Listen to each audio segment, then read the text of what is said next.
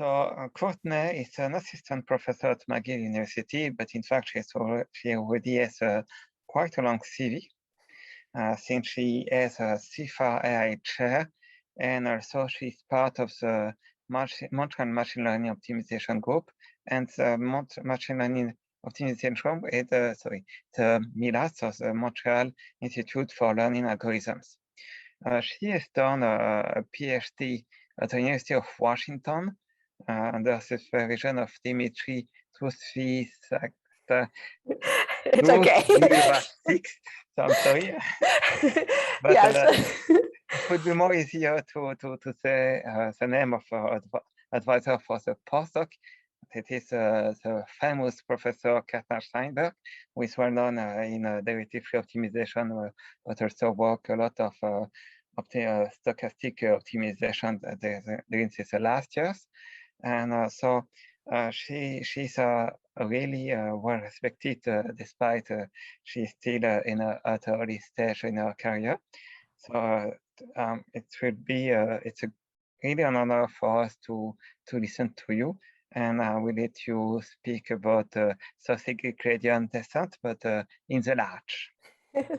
Thank you. Yeah, thank you guys for inviting me. It's exciting. I apologize I couldn't make it to the earlier stuff. I'm teaching 2 classes this term, and it's a little bit crazy with the students right now. So, but yeah, thank you for having me. So today, sorry, there it goes. Today, I was going to talk about the SGD and the large stuff, but really it's about average case analysis of optimization algorithms. And so I wanted to start there. So I just wanted to give a shout out to my great collaborators in this area. So I have some researchers. I've been working with people on this. It's Fabian and Bart at Google Brain, and then Elliot, who's my husband, who's a random matrix theorist at McGill, and some graduate students. And they actually helped me create some of this tutorials, because we've been talking about this in a lot of different areas. And so the way I'm going to approach average case analysis is not really maybe the traditional way we've done it in optimization algorithms. I'm going to do it the more way that numerical analysts have been doing it recently. And the idea is to do this using random matrices. So hopefully I can convince you that random matrices are important, and that I think they're a really cool way of analyzing not just average case, but a lot of different things for machine learning. So I'll start with the basic question, and I don't really want to make this into a random matrix theory talk, but it's always important to have a little bit of background in this area. So the question is, what is a random matrix? So a random matrix is just a matrix whose entries are random variables. So here's an example of a realization of it. And the goal of random matrices is to sort of understand statistics about this matrix. So for instance, things like eigenvalues, eigenvectors, singular values, norms, anything you want about the matrix itself. So why is this, like, why do we care about random matrices in ML, or why should we care about these things? Well, the way random matrices came up in theory, and why they became so important, is that they tend to be able to measure model high dimensional phenomena. So for instance, they came in through physics, where they were trying to do these sort of complex Hamiltonian systems. And it turned out the best way to analyze these really complex structures was actually just to create a random matrix from it. Okay, and we actually see this a lot in different areas. So it's been used in number theory. The random matrices are actually related, believe it or not, to the Riemann zeta function. Interesting enough. Graph theory, finance through analyzing large data models and things like that. And in some sense, machine learning. And why is that? Well, machine learning itself is a high dimensional, meaning that today, the way we think about it is that we have a large number of features and large number of parameters. So this is perfect for sort of data being very, very big. It's perfect for random matrix theory. Okay, so where do we see these things appearing in machine learning? So one of the ways that you see this a lot is when you're trying to analyze loss landscapes of neural networks. So one way of analyzing the loss landscape is to look at the Hessian of your random matrix. So, or sorry, the Hessian of your objective function. So if you do such a thing, say for using MNIST data or MNIST fashion or CFAR10, you can actually compute the spectrum. And what you get is these sort of pictures on the right-hand side. And what's interesting about this is that random matrices also sort of have this type of structure, or you can construct a random matrix so that it actually has that exact same Hessian shape. Okay? So it's kind of cool that you can use random matrices in that way. But it's still kind of an open problem in general, finding the exact right random matrix model to measure sort of the Hessian of your, say, neural network. And a lot of people have been looking at this because it's once you can reduce it down to a random matrix here, you can say a lot of information about the loss landscape. And the way I'm going to use it today is in numerical algorithms. So one way of using random matrices to analyze numerical algorithms is that you can think of putting random data into your algorithm and measuring its performance. And from past, we know that this is actually quite well. For instance, the simplex method, we know that for most data sets, most matrices A, the simplex method actually performs really, really well. This is actually true of a lot of numerical algorithms, so things like QR and conjugate gradient type methods. It's been shown that, you know, if you put in random data into the model, actually the algorithm performs a lot better than the worst case analysis that we're used to in optimization. The other interesting area, and this is not what I'm going to talk about, but I wanted to bring it up because I think it's really important, is that random matrices have been shown to have to exhibit sort of the same sort of generalization properties that we see in machine learning. So for instance, you can actually construct a model just from random matrices that has that sort of double descent curve. And that's actually what you can see here. And why is this so important? Well, it actually tells you in some sense that the neural networks, it answers the questions of sort of what are neural networks actually doing? And what this is kind of saying is that you can actually find very simple models where you just put in sort of random noise into it and it exhibits the exact same sort of generalization performance behavior that the neural networks have, that double descent curve. So in some sense, the double descent may only be a phenomenon of high dimensional data. That's another way of thinking of it. Okay, so hopefully I've convinced you that random matrices are important in ML, or at least that they can be used in some ways to model behavior that we see in neural networks. So I just wanted to go over some classic random matrix ensembles because I'm going to be using them in a second, and show you what they are. So the GOE, so the Gaussian orthogonal ensemble, what you do is you just take a matrix, a real n by n matrix, and what you do is for each entry above the diagonal, you put a Gaussian with mean 0 and variance 1. Okay, and then you symmetrize it. So below the diagonal, you make them all equal. And then along the diagonal, you put entries which are normally distributed with mean 0, but actually variance 2. And the variance 2 is just because of the symmetry property here. And what we're going to do is we're going to normalize it. Okay, so what happens? Why is this an interesting, what is there to say about this? So what I've shown to here on the left is just some pseudocode to generate the eigenvalues of the matrix, of the GOE matrix. And if we let just a small dimensional matrix, so n is equal to 100, what I've computed on the right are the distribution of the eigenvalues. So the density is given on the y-axis and the eigenvalues are on the x-axis. And when n is equal to 100, this is the kind of matrix, this is the kind of density for the eigenvalues that you get.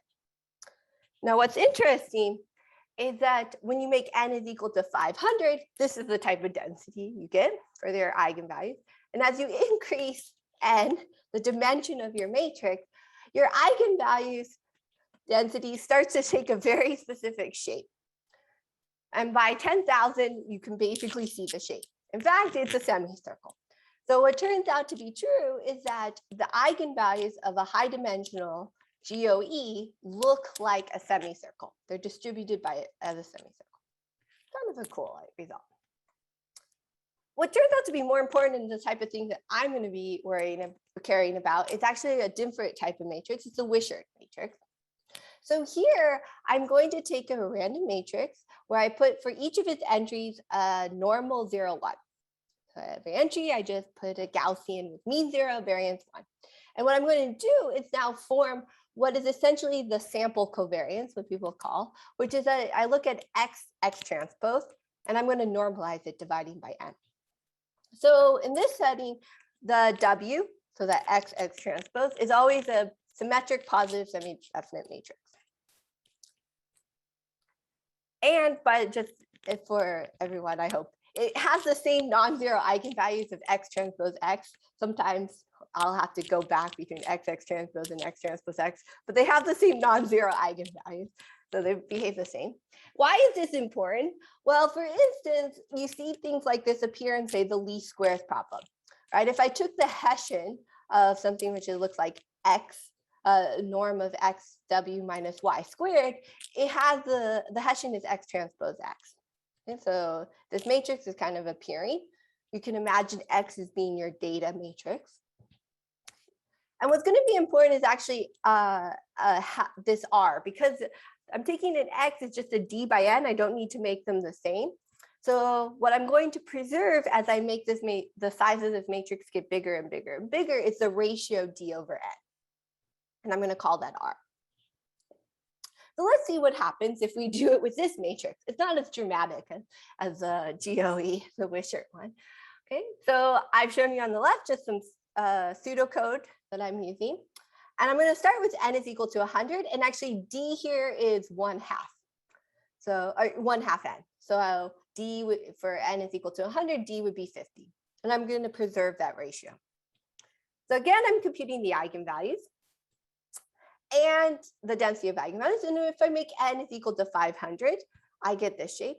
And as I make n bigger and bigger, I see this very interesting shape appearing for my density of eigenvalues. It's not as nice, it's not as dramatic, but it is converging to something. And not only is it converging to something, you can actually write down a formula for exactly what that distribution of eigenvalues is. And it's called the Marchenko-Pasteur distribution. I didn't write it down, but there's a specific formula for it. Okay, so you might be saying, well, that's really great. That's nice. Those are kind of interesting facts about some very specific matrices like that only have Gaussian entries. And you might be wondering, well, my data and things, the matrices that I see don't really look like that. I mean, I wouldn't expect that, right? Because you're saying I have to put Gaussian entries and IID and all sorts of things, right? Well, it turns out that this type of phenomenon is actually independent of the distribution of your entries in many ways. And this is what is known in random matrix theory as universality. Okay, so for instance, let's look back at this covariance matrix, it's x transpose. And before I said, well, I'm going to make my entries and my x normally distributed with 0, 1. But now what I'm going to do is I'm going to make them distributed like a Rademacher. So with probability 1/2, it's going to be either -1, the entry is going to be -1, and with probability 1/2, it's going to be 1. What happens to this eigenvalue spectrum? So if I look at the density, okay, so the gray curve is the normal, and the orange curve is the Rademacher.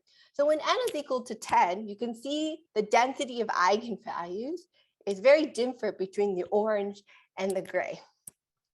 But as you increase dimension, say n is equal to 50, which isn't that large, they're actually starting to become very similar. N is equal to 100, n is equal to 500, n is 1,000. You can see that they're basically the identical distribution. Okay. And this is not an unusual phenomenon. It turns out that for a lot of high dimensional random matrices, statistics on them, things like eigenvalues and even their eigenvectors, only mildly depend on the distribution of their entries. How do they depend? They basically depend on sort of the mean or the variance being fixed, or maybe a finite fourth moment type condition. So for instance, in the Marchenko-Pasteur, the example I just gave, if you let X be any random matrix with IID entries such that they have the same mean and variance 1 in a finite fourth moment condition, so just sort of like a central limit theorem type result, then the eigenvalues of the Wishart, so forming X transpose divided by n, converge to the same distribution as if you had done Gaussian. They converge to the Marchenko-Pasteur distribution. So these eigenvalues just have this sort of universality. They're not really dependent on the distribution. And that's really nice because, you know, you don't usually work with Gaussian data. Okay, so why is this super important?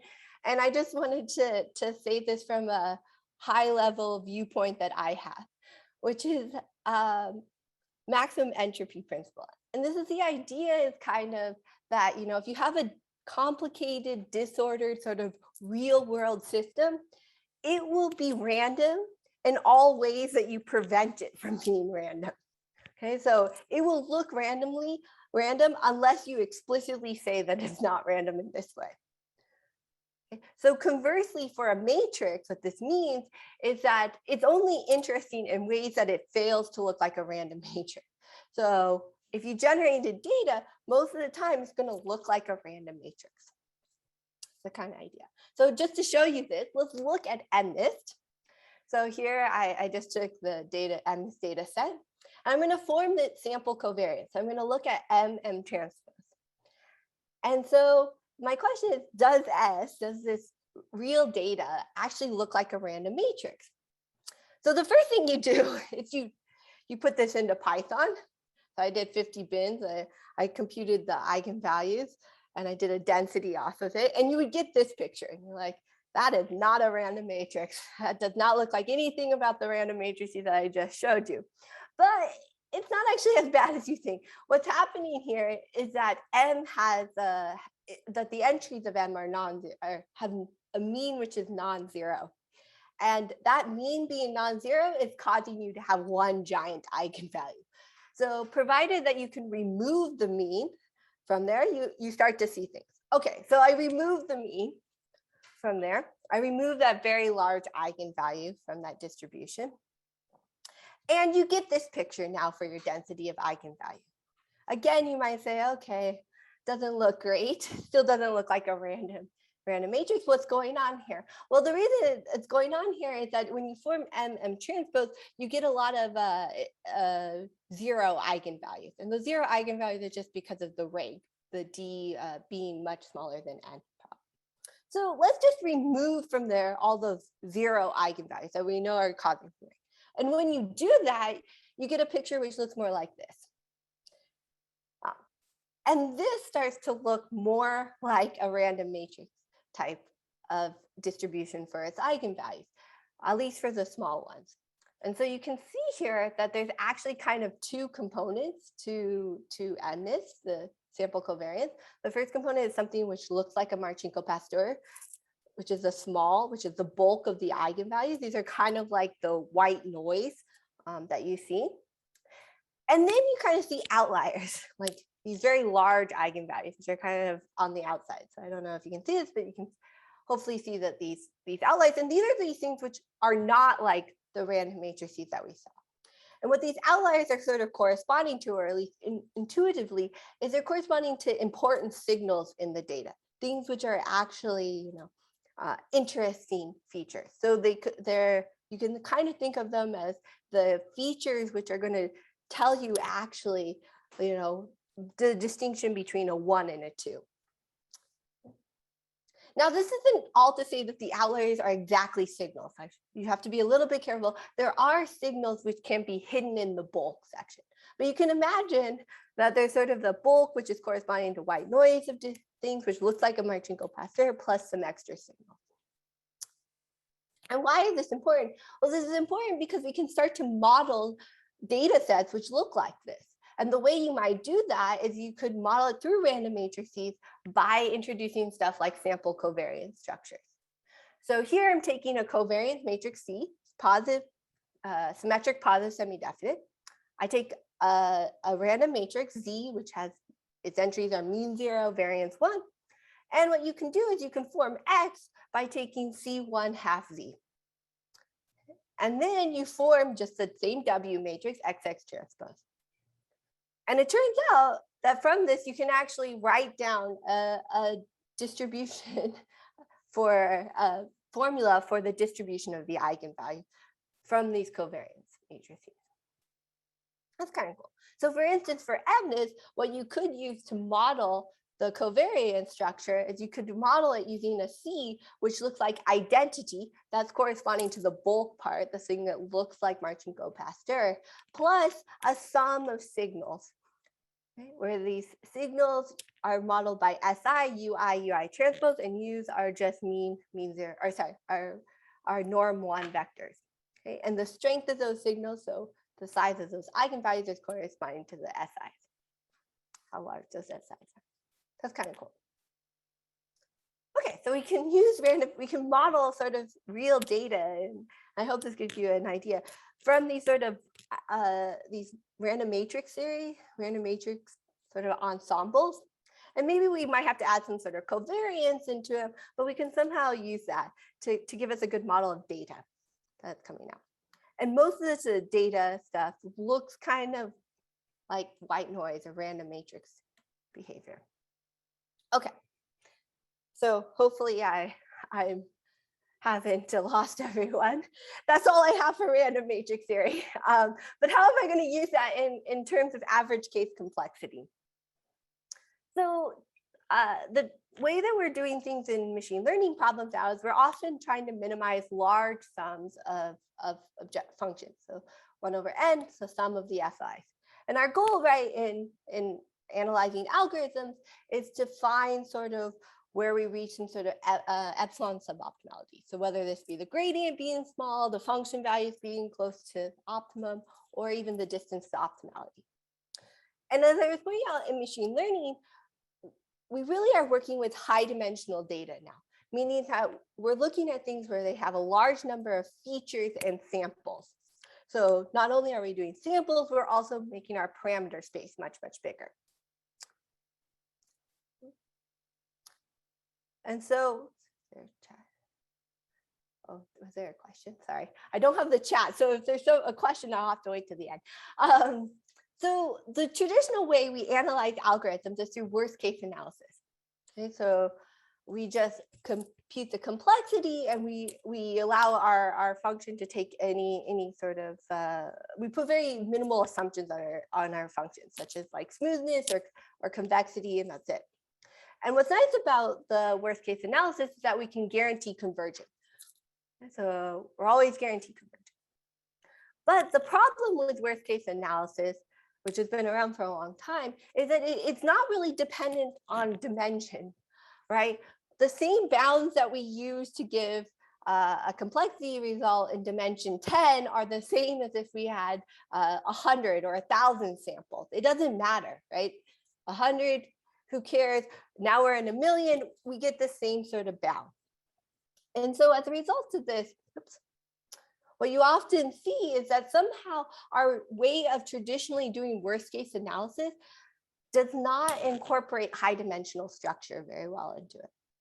And what you see as a result of this is if you were to run things, run algorithms, what you'll see is that the worst case upper bounds are very, very far from what you typically see in practice. So what's so different about high dimension? Like why all those random matrices? What's the reason we should care about this in optimization, for instance? Well, the simplest way of explaining this is that in high dimensions, you have more room, so you have more possibilities for your inputs. And so the input which generates the worst case complexity can be really, really far from a typical. And so in order to get better complexity results, in some sense, you need to put more assumptions. And what do I mean by these more assumptions? These are assumptions which can only be seen in high dimensions. So for instance, that picture of the spectrum of a random matrix, right? In high dimensions, it looks like that very specific Marchenko-Pasteur semicircle law, but in low dimensions, it's not. So somehow we need to use that our spectrum, we're working in high dimensions, and that we should expect a spectrum which exhibits a certain feature. So how do we do this? So one way you can put more assumptions on is essentially you can put a probability distribution on your inputs into your algorithm. And this leads to the idea of average case complexity. And so now what we're doing is we're computing the complexity averaged over averaged over this input, the probability distribution of our input. And so in this sense, it's supposed to, provided that we choose a very good probability distribution, be more representative of the typical complexity you might actually see. And often what this can do is it can lead to better bounds and you get better algorithms. So just to show you an example, this is from Spielman's work of the simplex method. You can see that the worst case, so the input space is sort of the XY axis, and the Z is the runtime of your algorithm. You can see that for most inputs into the simplex method, it's sort of the runtimes are all the same, they're kind of down below, and only on a couple of them do you get really high spikes. So there's only a few really bad inputs, which sort of result in a very large runtime for that algorithm. And because you're trying to do this on real data, most of the time you're not going to hit one of these spikes. Like your real data stuff is not going to end up at one of these spikes. And here's another picture. Again, it's the same thing. So these are things that are rarely used in optimization. And why is that? Or maybe actually, first of all, what are some prior works? And I'll explain what goes wrong. Some prior works in this area, I would say, so the classic example of average case complexity is something like a quicksort or simplex method. So the simplex method, we know that for most data inputs into it, it runs in polynomial time, but its worst case is exponential. And I think that probably the most successful algorithm which used average case complexity is quicksort, where we use it quite a bit. Of course, its average case is just n log n, but in its worst case is like n squared. And people nowadays have also started to look into average case complexity for optimization algorithms, mostly, as I was saying at the beginning, in the numerical community. So conjugate gradient is kind of an example of this, but people have sort of seen have sort of seen some of these sort of type of behaviors where the worst case and average case don't match up empirically, at least in the continuous optimization community. Okay. So what are some critiques of average case and why don't we see it so often? And I think there are two big ones. And the first one is that we don't really know a great way to say what is a typical convex problem or what is a typical strongly convex problem, right? Like how do you, what distributions are you talking about? And then the second criticism is that even once you can define a typical problem that you're working on, what distribution do you put on it? And how does that distribution affect your complexity in the end? Doesn't the distribution that you put on it directly determine your complexity? So that there's a high dependence on this. And so I want to start talking about the first one, and then I'll talk about the second one, which is what should we choose as a typical convex problem? So we thought to ourselves when we were looking at this, what's a natural typical convex problem that we should start with. It's the simplest convex problem. Let's look at the least squares, a random least squares problem. Okay, so here I'm thinking now of A being a matrix, being random, and B being a random vector. So it's really clear here what the inputs I'm into the algorithm I'm talking about. And what's kind of fun is you can do this and you can run SGD off of it. And you can compute the function values at each iterate. So on the left-hand side, I'm computing the function values. And on the bottom, the x-axis is just the iterates measured in epochs, so passes through the data set. Okay. And so what I'm computing for you here is I just generated a random matrix of degree where n is equal to 64. So the number of samples is 64. And I fixed it so that d over n, the number of samples, features over samples, that ratio is fixed to some constant. And I've computed, I did 10 runs of SGD. And I just plotted sort of the confidence interval between those 10 runs. It's a 90% confidence interval. Okay, so what happens as you increase n? Well, as you increase n, so I'm increasing the dimension of my random matrix, again, fixing the ratio. You see that the variance in the runs is sort of shrinking. So now when n is equal to 1,000, the variance in SGD runs is basically starting to disappear. By 4,000, it's almost completely gone.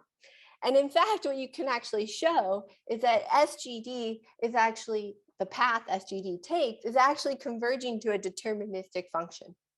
And this is all the result of high dimensional data that our matrix A is high dimensional. And you can analyze this function that SGD is converging to and get information about like step size selection, complexity, anything that you want, because you actually have the full dynamics of SGD in the high dimensional limit. Okay, so hopefully I thought convinced you that surprisingly this is a weird phenomenon. And so now I want to talk about like, how should I choose A and B? I mean, I just told you A is random and B is random. I didn't really say anything. And really this goes to addressing the second question. What is the dependence on the probability distribution? And so at the beginning of this talk, I talked a little bit, or I showed you some pictures about how these statistics really don't depend the random matrix series statistics don't really depend so much on the entries. That's what the phenomenon that we're going to see here as well. That once you go into high dimension, random matrices that you can use to model your data have sort of universality type properties. They don't depend on how the distribution of your matrix or your data started with. Okay, so there's very little dependence in some sense. So this ends the question, what should we put for our data matrix, our outputs being our initialization? So the way we started to model this is we took a very statistics approach and we used a generative model. So the way I'm generating B is I'm assuming that B, my output, come from a random matrix A times a signal, plus I added some noise to it.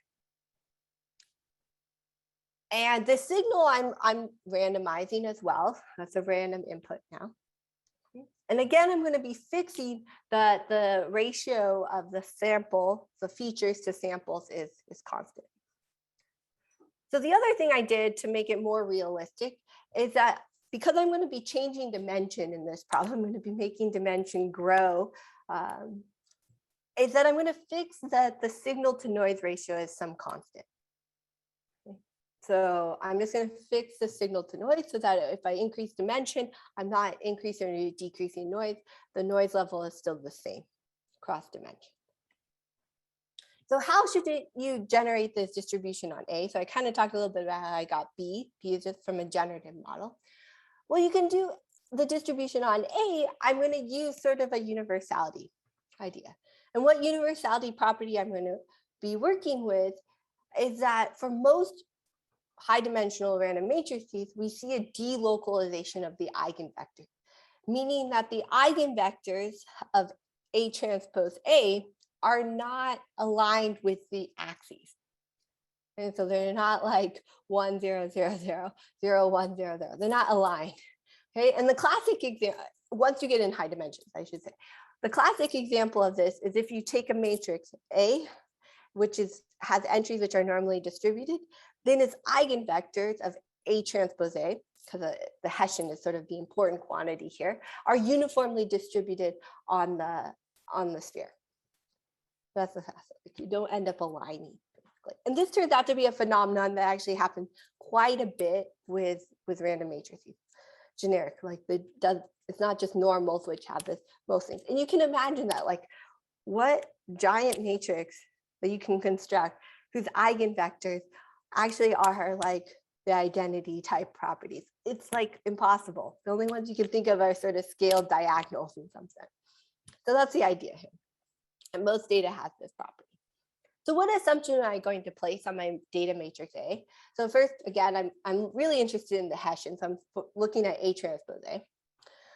And again, I have to fix the ratio. This is for a dimension problem. Fix the ratio of the model size number of samples. But the main assumption here is this orthogonal invariance. So I'm going to assume that my matrix A that I choose, the distribution I choose, is orthogonally invariant, meaning that I can hit on the left-hand side with an orthogonal matrix, and in LOD, those entries are exactly the same as the original matrix. This is in some sense a stronger form of delocalization of the eigenvectors. And I assume, and I think it's kind of an open problem, that you could remove this assumption and you could just work directly with the delocalization part. And then the other assumption is I just need a bound on the max eigenvalue of H. This is mild. I think everyone assumes that. So what are examples of data distributions which have these properties? Isotropic features. So here my entries are just generated by normal distribution. Other things, sample covariance matrices, so those things that I started with before, they're also satisfy this orthogonal invariance property. You could look at all the matrices whose norm is bounded between a fixed L and a capital L. So they have the smallest eigenvalue is little l and the largest eigenvalue is capital L. And then you put a uniform distribution on it. That is also satisfies this property of orthogonal invariance. You can do linear neural networks. They have this. So here I'm generating my A by looking at a product of random matrices. This is a common thing that you do, especially at initialization. They will have it. Kind of a nice result. So okay, so hopefully I've convinced you now again that that a lot of random matrices or a lot of distribution have this properties and that you can do a lot with, and that this assumption is not very strong in general in high dimensions. So you might say, okay, let's go back to this problem that in optimization that I showed, that you actually see concentration in the function values. That the function value, the whole path that the algorithm takes is actually concentrated. There's no variance in the run. So you might be saying, what is actually determining the limiting loss? Like, what is actually determining what these runs of SGD are all converging to? And the answer is just actually very simple now, is the spectrum of the Hessian. So the only thing which is determining the behavior, what that loss function looks like, is what the eigenvalues of A transpose A are. So as I started out at the beginning, here's actually the Marchenko-Pasteur. If you have entries of your random matrix, which have mean 0, variance 1, and finite force moment, then the eigenvalues of this A transpose A follows fixed distribution, and that distribution is that Marchenko-Pasteur. So that's a very standard one to look at. What's interesting is that because they only depend on the spectrum, you can actually see how good your prediction is of your loss on real data. So for instance, here I took MNIST, and I formed A transpose A for MNIST, where A is the MNIST data set. And I just computed on the left here, the spectrum, the density. And as before, you see like a bulk, and then you see outliers.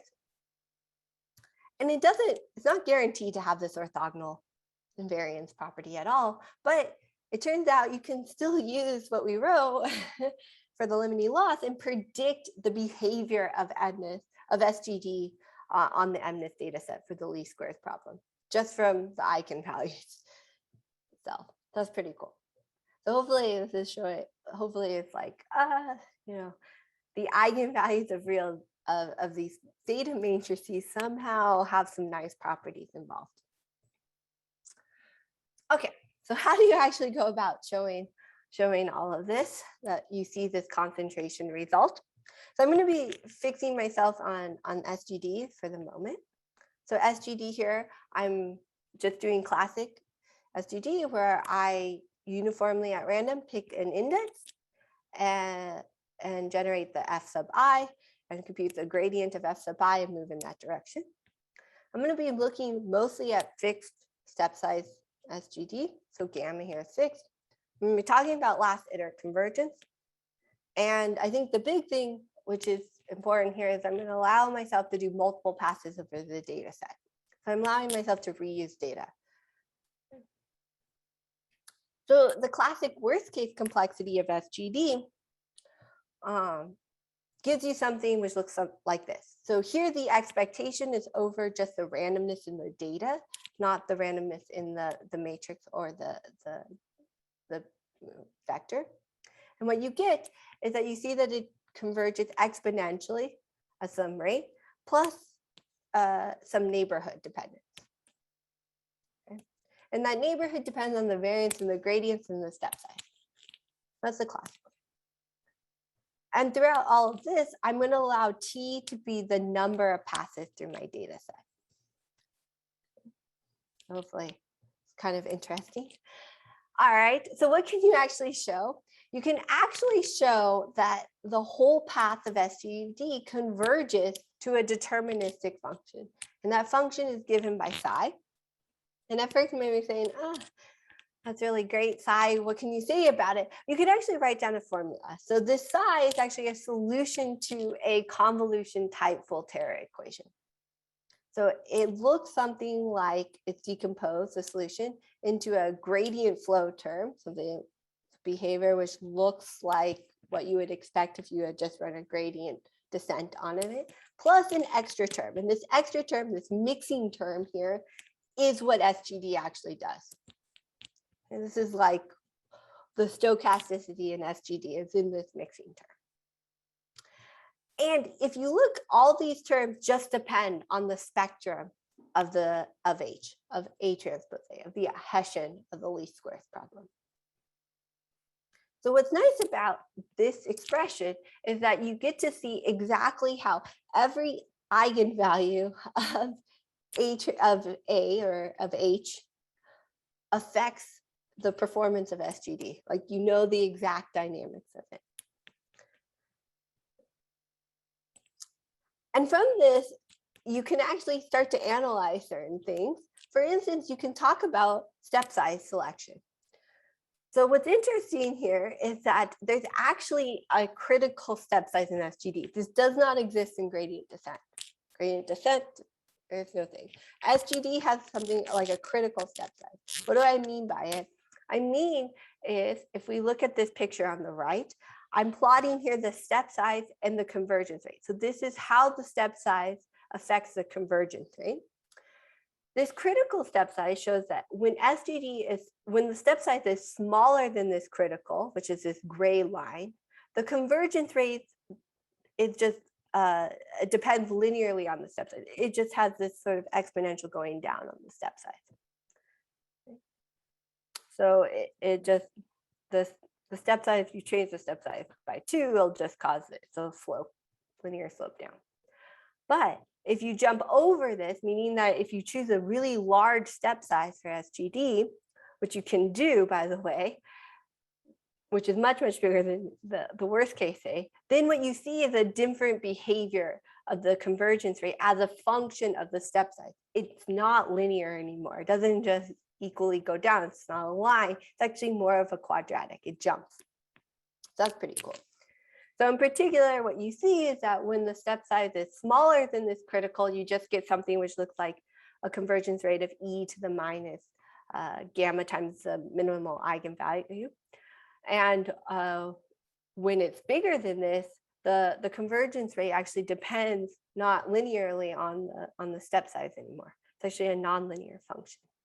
And in fact, you can see that the optimal step size, thing which gives you the fastest rate of convergence, is actually just slightly above this critical one. This also explains why in practice we tend to take SGD step sizes which are much, much larger than what we would expect from the worst case. In worst case complexity, you actually will only be able to capture the convergence behavior on the left of this critical step size. That's a kind of interesting phenomenon in average case. So how do you actually go about computing average case? So first of all, I'm going to fix myself to the isotropic feature. So I'm going to assume that my distribution for my eigenvalues is given by the Marchenko-Pasteur.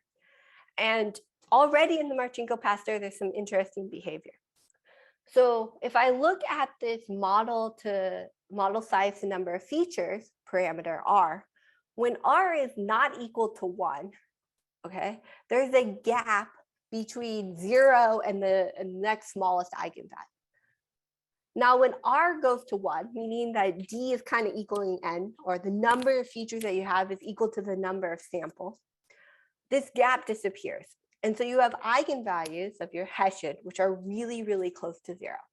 In fact, so small that they're basically behaving. So in some sense, you get different convergence behaviors when R is equal to 1 and when R is not equal to 1. When R is equal to 1, you'll get behaviors of your algorithm which resemble convex problems.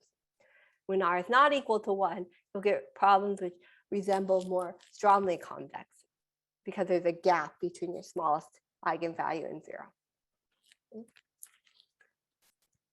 So how do you do this? So if you go and look at average case complexity, if you go and look at this theorem that I put up here, well, because your loss is converging to this deterministic function, you can essentially use this deterministic function to measure complexity.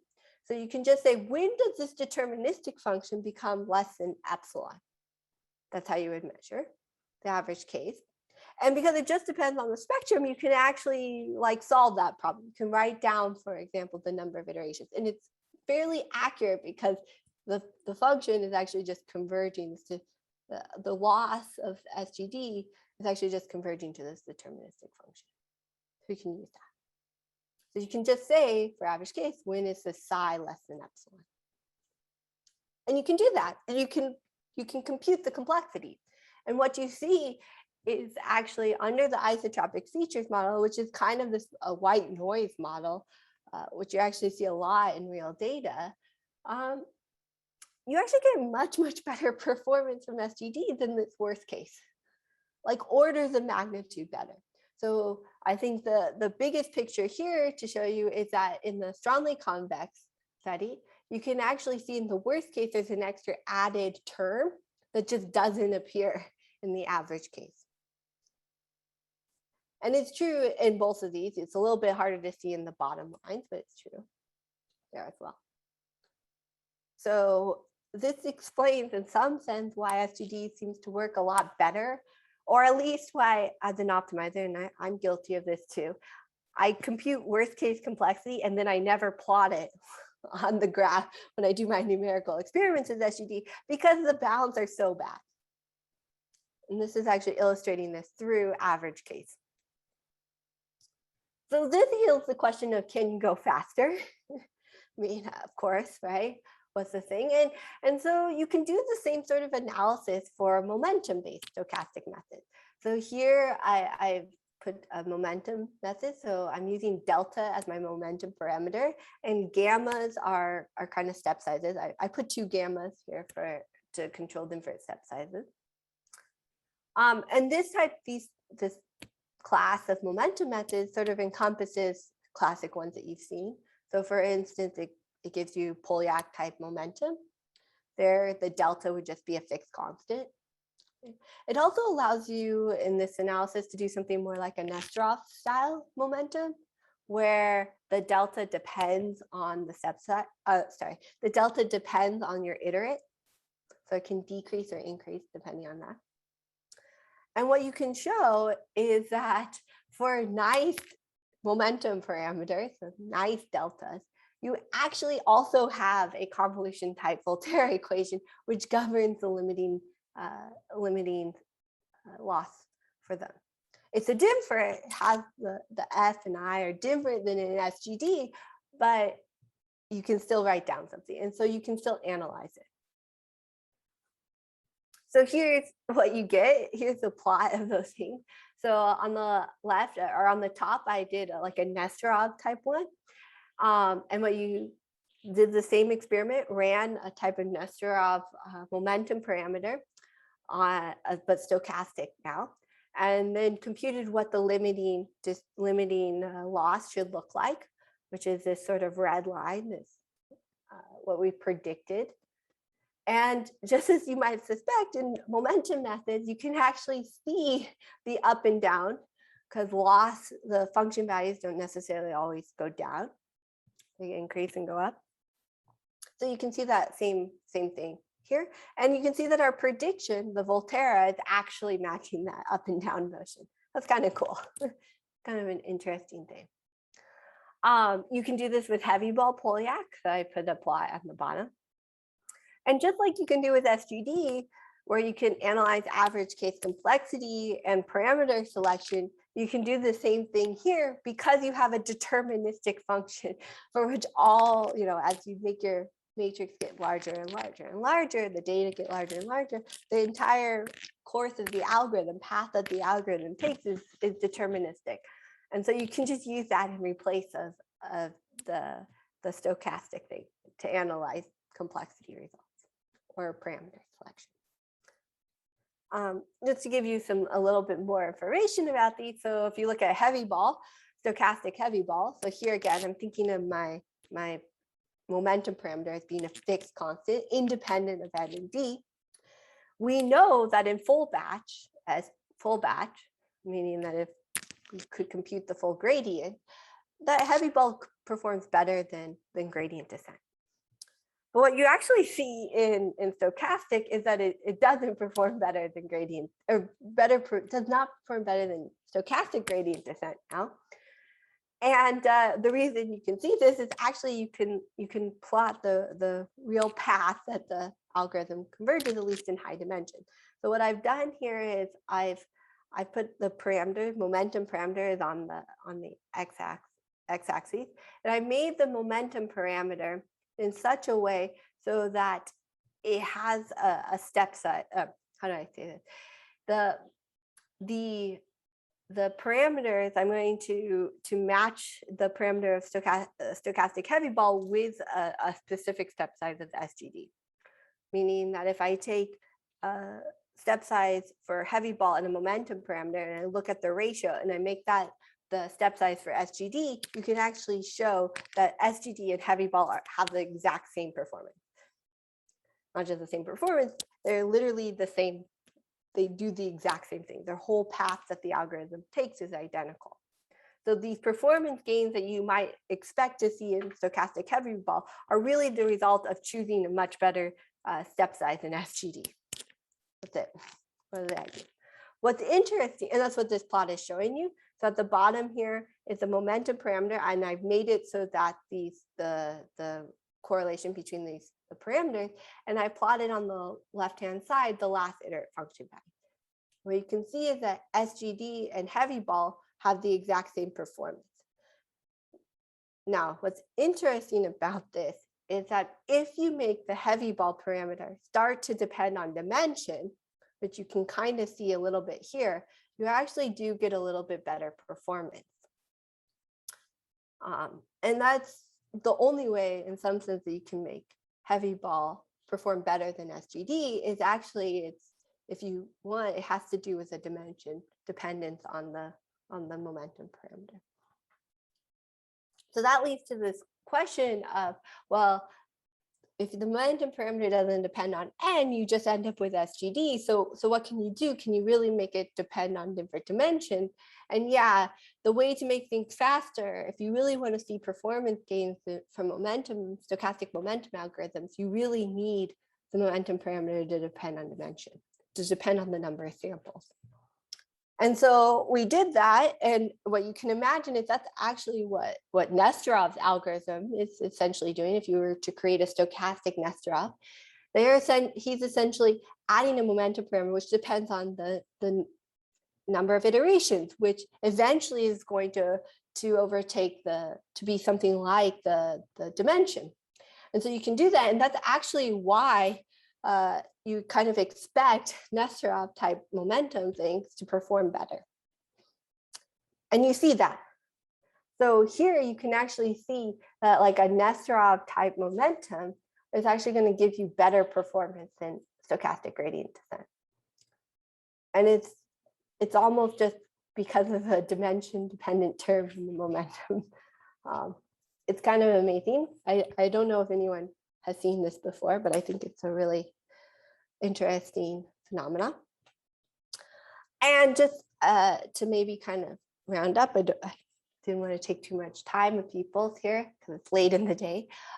You can also test performance again on real data sets of our predictions versus what you actually see. So here again, I did an MNIST, and I ran our predictions on MNIST, and it really does match up, even though the data of MNIST is, you don't know if it satisfies all these random matrix theory assumptions. But just because, you know, it's a high dimensional problem and MNIST is kind of random, I mean, the data, most of the stuff in there is kind of just random matrix type thing. It performs just as well from our prediction. So I just wanted to conclude here and sort of finish this off, which is that, you know, this gave us by using random matrix theory and thinking of these things in high dimensions and using the fact that lots of high dimensional data all kind of have the same sort of characteristic, we're able to sort of analyze algorithms. And I think there's a lot that we can do with this type of thing, which hasn't been explored before and which people are starting to look at.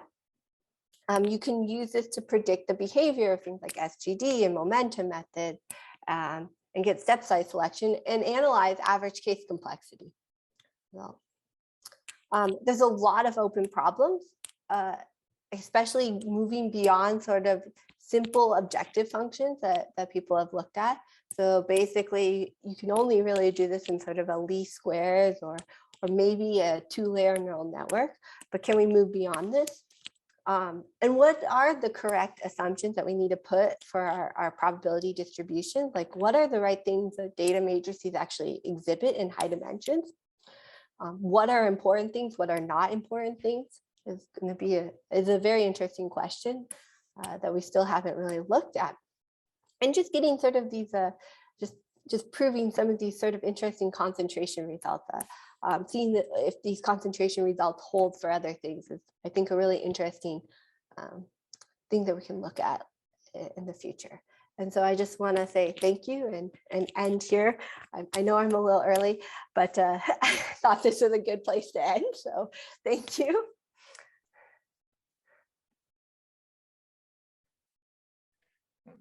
Thank you very much, Courtney.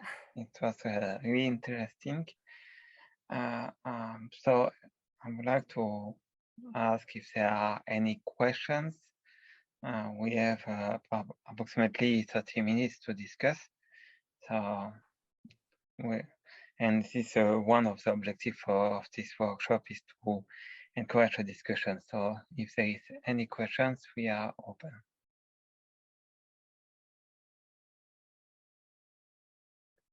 I think there was one question I see in the chat, something about higher orders instead of only order 2. Maybe person can elaborate more on it. You guys probably can't see this. I don't know if they're here. Oh,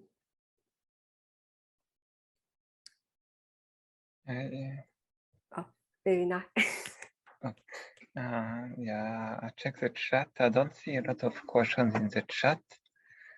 And if some person want to raise hands to ask questions,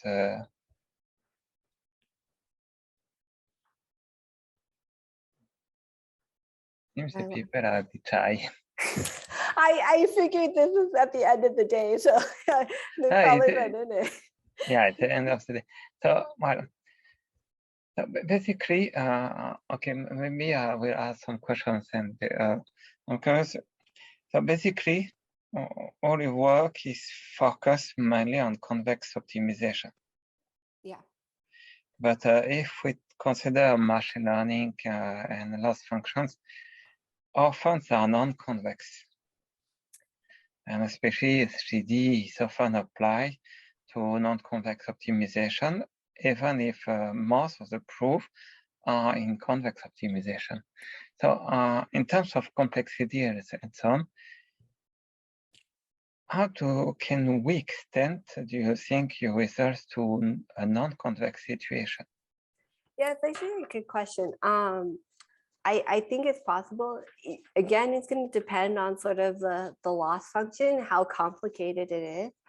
I think the area where people have started using random matrix theory a lot in their analysis, not necessarily an average case, but say for like generalization, is a two-layer neural network. So there they are minimizing over both weights. So you create sort of a non-convex type structure appearing in there, and they've sort of seen these, try to analyze sort of a generalization performance. By the way, there should be a way to do generalization in this under these assumptions of like high dimensional data, where you put random matrices on the data structure. That's why I think that the place where people are going with this, and I think it's possible to do sort of an average case as well. So yeah, but it's an interesting question. I think also though there's a problem, there's a fundamental problem, which is that we also don't know how to model the data. So we can say something like, let's assume that the data is IID mean 0 and analyze it under those assumptions, but we don't actually know if that's actually the case, because when you go into deep neural networks, the Hessians are so complicated, you actually don't even know what they look like. You can get, the first 1,000 eigenvalues, say, or something like that. And when you do that, they look like a Marchenko-Pasteur thing, but it's not clear if that's actually the case. Like, what do the negative eigenvalues look like? The negative eigenvalues tend to be very small if they exist in the non-convex settings, and you can't see them with the techniques that we currently have for computing Hessian. So it's an open problem. I think it's a really good one because there probably is a random matrix model, which is nice for analyzing it. I was wondering, maybe if we can use such techniques, not necessarily to compute global behavior of the algorithm, but the asymptotic behavior of the algorithm. I mean that when you converge to, if you go to second order critical solution, let's put around the first order critical solution, because we can have a tricky saddle point. But if we have some guarantees about second order criticality, basically the function is asymptotically convex or even strictly convex.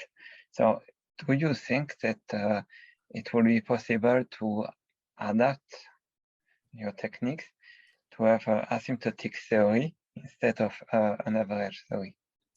Yeah, I do think that is the case. When I was doing this stuff, or how we started this, we were just trying to do the simplest model, which does this. But yeah, I agree. I think you can. And I think the framework and to be honest, I think the random matrix theory stuff is now available to us. Like, the theory from the random matrix theory side is solidified enough that we can just use a lot of their results to help us analyze sort of second order behavior of algorithm. I think for a while why people didn't use this is that the random matrix theory, we didn't know, like, we didn't know what the random matrix theory, like, it hadn't been completely created yet. And so now it's becoming better. Okay, thank you. I also think random matrix theory people are interested in this kind of stuff too. Like here's for a long time they didn't have an application, and now here's applications for them, and like interesting problems that like optimization people have that random matrix theory might not, and they have the tools. And I think it'd be cool if people wanted to work in kind of collaborative ways to extend. Hi, Fabian. How are you?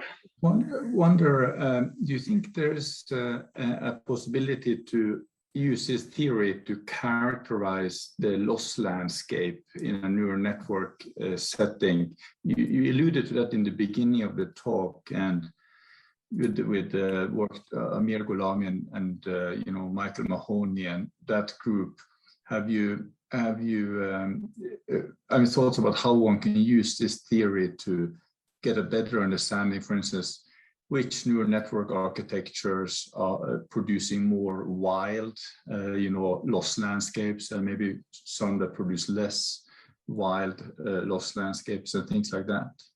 Yeah, I think so. I mean, the way that Mahoney and them were doing it, they were looking at any point. Like they didn't care the path that the algorithm is taking. I think from this you can actually, you don't need to look necessarily at the whole, say, algorithm, like every loss landscape. You can also just look along what path that your algorithm is taking, because that in the reality that's actually what's going to happen.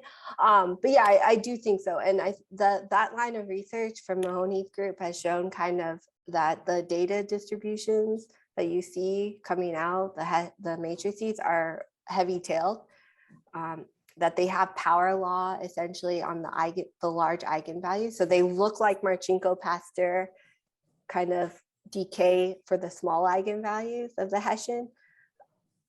And then but for the larger ones, they start to have a power law. So they're extremely large eigenvalues in there, and there's a lot of them. They tend to be heavy-tailed. And so it's kind of be interesting to, I don't know how to use that statement that they're heavy-tailed. Okay. So I guess that means that the landscape is very chaotic, right? So this is bad news in a way, that heavy-tailed is bad news, isn't it? Yeah. I mean, well, it kind of leads up to a question that I've been wanting to look at too. Is for gradient descent, it's certainly bad, because gradient descent uses the largest eigenvalue. It has to use the large eigenvalue because that's used the full, otherwise it won't converge. But SGD doesn't seem to need, it seems to be better performing. And this might lead to why we use it. But SGD, yes, the heavy tail is important, but it's like less effect, has less effect than say a deterministic algorithm. And part of the reason is somehow that it doesn't need the large eigenvalues. It doesn't use the large eigenvalues in the same way that gradient descent does. And it's kind of, I mean, I only know this from the least squares, but it'd be an interesting reason why people use SGD.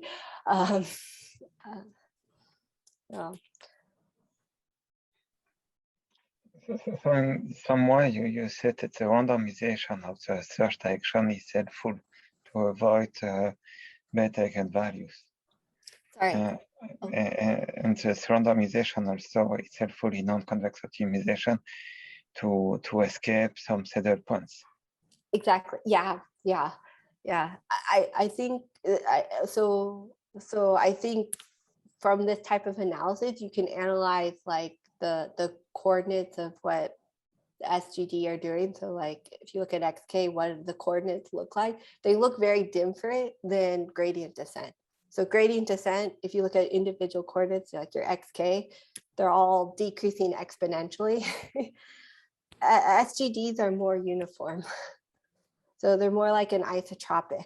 Every entry is sort of looks exactly the same. it just has very different behavior. And I don't know how to use that fact, but I think it's something which you only see because you do this type of complexity analysis with randomization, because you can make anything happen if you choose the right matrix A, but for random matrices you won't see that. You see sort of their average behavior. I actually don't know. Do you guys do a lot of random matrix theory stuff? I don't know very many people. But in other programming, we don't necessarily use few assertion metrics. So, and also categorization of eigenvalues can be helpful also for Krylov type methods. You mentioned in the beginning of your talk the use of conjugated gradients. And so you can extend conjugated gradients to non-convex situation also by analyzing the eigenvalues. And I think that I don't think he's here today, but Dimitri on Wednesday, maybe we will talk a bit about such techniques. I'm not sure, but anyway. So the question that I was wondering also is that the kind of analysis that you are currently doing, can you extend it? It is quite easily to other techniques than SGD or SGD with momentum to focus more on a conjugated gradient, possibly with subsamples, because the conjugated gradient are also quite an important component in many linear non-convex algorithms. So to understand a bit better what is happening and what is the good effect and what is a good way to capture to make the right change of the directions can be helpful. Yeah, no, I mean, to be honest with you, this idea of looking at the spectrum and everything came from the fact that conjugate gradient it has you see exactly the entire effect of every eigenvalue in the conjugate gradient algorithm. This was tried to extend it in some sense to what the effects are in the stochastic algorithms of the spectrum. And in that sense, you should be able to do sort of like a stochastic conjugate gradient type analysis with this technique for certain. It's trickier with conjugate gradient because so here I made a very simplifying assumption, which is that the step size is kind of doesn't depend on yeah, you see where I'm going. It doesn't depend on like the matrix very much. It may depend on sort of through large eigenvalue or something like that, but but not heavily dependent. Whereas conjugate gradient, it's a more complicated relationship to how far you choose. I mean, that's why it kind of works. But you can still do the analysis. It's just a more complicated type problem that you have to care about the step size affecting everything. So it will work. It's just more work, I guess, in the choice. What is known about Newton's method? That's a good question. Everyone asks. So you have to move away from least squares. People haven't done it. Like they just haven't done on these sort of random problems. So I mean, in the least square setting, it's the same as doing a conjugate gradient with a preconditioner. So it's a little bit like if it works for conjugate gradient, it's going to work for Newton's too. So I don't actually know. I think it's a really good question. You should be able to do, again, a similar analysis. Just people haven't done it. I think they're, and I mean, I'm young, so I feel like people only worried about worst case complexity and only now are starting to realize that the worst case complexity is not really capturing everything that we wanted, especially in the high dimensional settings.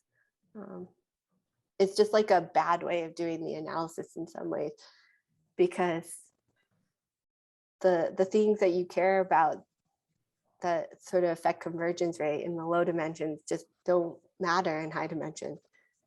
Like SGD worst case bounds are terrible. They're absolutely terrible. They have nothing to do with the performance of actual SGD. It's really amazing. And so this was just a framework for us to see if we can analyze it. And I think Noon is a great example of where you could use this method or this idea, try to analyze things. There's a lot unknown. I'm hoping that people might be interested in kind of what these talks are. It's a great student projects too. I feel like these are good, like there's like numerics that people can do, and like there's some theory if people can get into it. It's very interesting, right? Yeah. I see that the students just told me that he will read your papers, so maybe he will work a bit on such topics. Because I agree with Johannes that Newton's methods are very important, but Newton's or quasi-Newton's, and not necessarily in the framework of line search, because the issue with where you try to use action in large dimension is how to store the metrics. But if you can capture the effect of the along some eigenvalues, you can be much more efficient. Yeah, no, I think quasi-Noon, or well, like BFGS, this type of analysis could explain BFGS performance. Yeah, they limited BFGS mainly, but they still use the framework of line search. This is a bit the closest to SGD, except that you still do not have the constant step size. Yeah. But other strategies that translation methods you can avoid to this issue of throwing the matrix. But you mentioned that you keep the step size constant, but if you go to the very early theory about SGD, the step size is to go towards 0, asymptotically speaking. So how do you deal with this fact? And it seems that you have some residual in your analysis. It will not converge to 0 if you keep the step size constant. So if you would try to extend a bit approach to a step size going to 0? Yeah, that's actually very easy to do. You can extend it so that the step size is going to 0. And you're exactly right. We just use the constant to make our life easier, but the results will still hold. What's kind of interesting is still the variance and the runs still goes to the same, like disappear. So even if you had a fixed step size, you'll converge to a deterministic value. Like there's no neighborhood. Like everything converges to some value. The runs, like they're all fixed at some constant. So there's not really like a neighborhood effect that you might expect. But what you'll see is if you take out okay, I should be a little careful here. What we actually showed, and I have to be a little bit careful here, is that for a fixed time t, so if you run it long enough, what you'll see is some bouncing around, but the Ceph will concentrate as you go farther out. So it'll bounce around, and you can analyze when t goes to when the step size goes to 0. That one's fine, you can analyze. But I think maybe the more important one, at least, might be what is the distribution after you start bouncing around? Like, what does what do they look like when you start going up and down? And you can, this theory should be able to analyze that quantity as well. We just haven't done it. It kind of goes to generalization performance.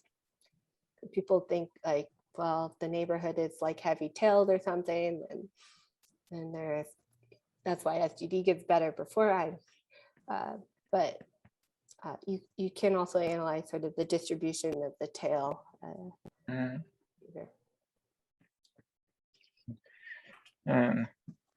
Tricky question then. Do you think it could this kind of analysis could give some guideline how fast you have to decrease the step size? Yeah, I think you can use it. Yeah, like a step size schedule. Yeah, you could definitely optimize over the step size schedule in this. Yeah, no, it's totally doable. I'm sorry, I feel like I have like, you could do this. It's mostly because we just. No, but I mean that. I mean, it seems to be quite an area, but very important work, and I think that Jonas too is wondering what are the opportunities it opens. Yeah, because I think it opens many opportunities. Yeah, it's more, I guess, for like, I've only been working on this for like a year and a half. I started doing this kind of stuff, and I feel like we just sort of scratched the surface of it. We just kind of try to prove what the simple, maybe not, they're not even simple, like the things, the easiest ones at least, with fixed gamma and things. And I think like now that we've kind of gotten a handle on how the analysis works, I think you can do a bunch of other sort of variations of it quite easily. Various algorithms, different choices for step size schedules, momentum type stuff, all of that is, I think, just wide open. Now that people have like at least something to start with, like a framework of how you should sort of generate your matrix and things like that. What are important quantities? So I'm hoping more people get involved. I hope you guys think it's interesting, because I didn't. Not very many people. I've been trying to convince more and more people that this is an interesting idea, not crazy. It's always really hard. I hope it's hard because there's random matrix theory in it, and I think it's not the classic thing that you teach or we teach students. But it's still a bit surprising in the sense that a lot of papers try to reduce the dimensions in that. Not a lot of dimensions are important in the problem, so we can do some analysis and try to focus on a small subset of variables, possibly even a small subset of the population, because they will give the most information in such a small part. And it seems that you take the problem in the opposite way and say, no, it's nice to have a large number of data and a large dimension. What kind of properties are typical for such large problems, and how can we use them instead of trying to reduce the problem, right? Yeah, I that's exactly right. I think there's a viewpoint at least in optimization for sure, where it's just like sort of the curse of dimensionality, that as things get larger, everything gets worse. And but I think from a probabilistic viewpoint, if you do it the other way, they like high dimensions because they have concentration of measure. And that's sort of the phenomenon that we're seeing here. It's a concentration of measure result. And so you can either treat it as it's a curse, or you can treat it as from a probabilistic viewpoint, which is why you really do need to put probability distributions on your high dimensions. It actually reduces the problem, makes the problem easier to solve. So yeah, that's a viewpoint I find helps explain, because everyone always is like, it's a problem. High dimensions is horrible. But probabilists will say, no, high dimensions are great because everything concentrates in that way. Just one comment. I wonder if you thought about using this machinery in the context of optimality conditions, just generally speaking in optimization. And the nice thing about optimality conditions is that often say you fix X and you just wonder if you can find a dual component that goes with it. that often can be like some sort of quadratic problem or something that that you have to end up solving. And there maybe the fact that you're good at doing least squares could come in, except you probably will have to have some constraint set also with it. But you can use that machinery to probably figure out things related to, you know, stationarity and things like that in a stochastic setting, which would be probably the first step to handle the non-convex case in a good way. And look at any type of optimality conditions, complicated one with having non-smooth components and things like that, but there will still be matrices that will come out that could be analyzed. You know, it seems like a possible direction. No, that sounds great. Yeah, I if you're interested, let me know. I'm trying to push this idea. Yeah, I think it's very true. I think, yeah. I think there's a lot of areas. So, because in classical stochastic programming is one question that there is often asked is, okay, I have a candidate solution, some X, and the goal is really to kind of settle, is it good or not? Mm-hmm. This is in a way a little bit of a simpler problem, because you don't have to worry figuring out X, but you still have to kind of verify an optimality condition. And how one would do that, one can check, you know, is a high probability to satisfy the KKT conditions or something like that in some way. Or and if I think that's an area which is kind of you know, opportunity to advance this into using this machinery. It seems like. Yeah, no, I agree. I've looked a little bit into using this kind of, like you said, like stopping criteria for stochastic algorithms is complicated, because you can't really stop based on, you don't really have access to data sets. How do you stop? Everyone does sort of maybe some sort of cross-validation type thing is what a lot of people do if they're talking about generalization performance, things like that. I think this is a great thing to figure out what are good stopping criteria or early stopping properties if you want to do generalization. I've started to look a little bit into it.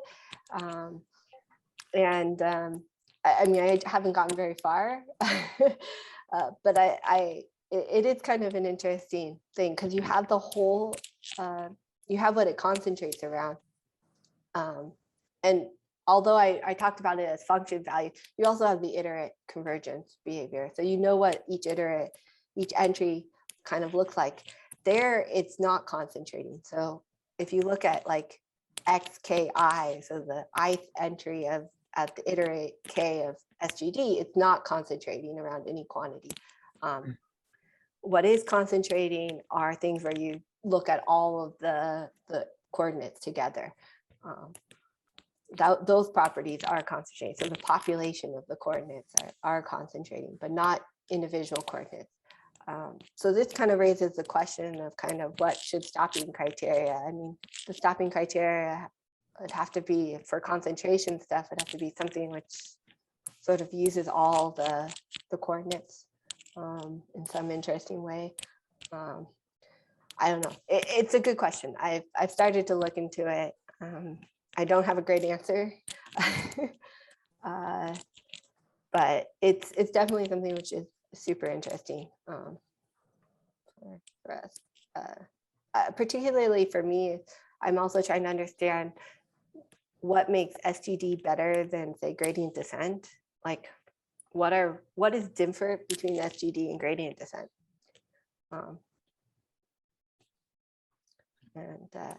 It's not clear. Many open and many interesting questions. However, I see that it's nearly 5 o'clock. So if you want to continue this discussion, we can go to a breakout room. Otherwise, I will say that Johannes, you definitely have to come to Montreal to discuss with Courtney. Yes, you should. Yeah. No, I mean, it's late. I should get dinner too. So, yeah, but I would love to continue this conversation. We can do it maybe email or offline sometime. So yeah, thank you for having me again. I really appreciate it.